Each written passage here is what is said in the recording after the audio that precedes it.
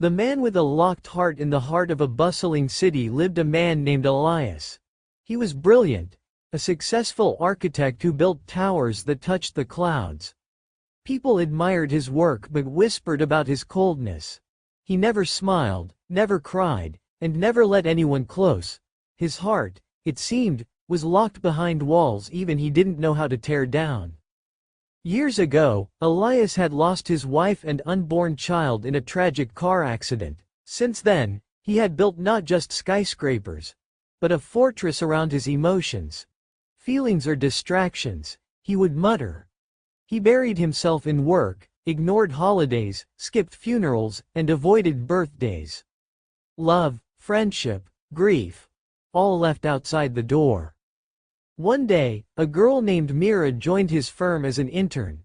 She was young, full of life, and noticed things others ignored.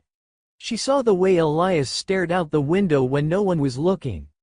The way he paused in front of the empty nursery in his home. She saw the pain he tried to hide with silence. Mira didn't try to fix him.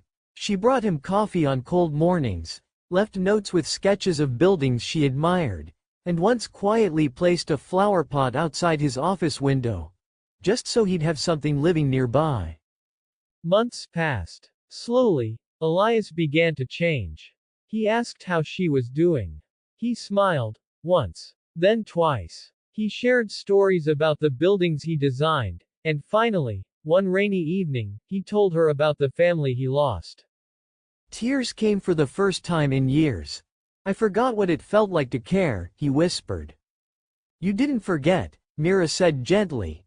You just stopped believing it was safe. That year, Elias designed a new project, a children's center dedicated to his wife and unborn child.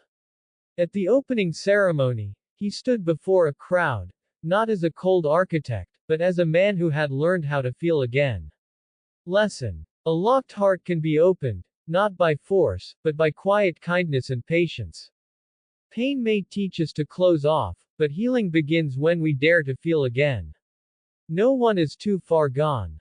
Sometimes, all it takes is one person who cares enough to stay.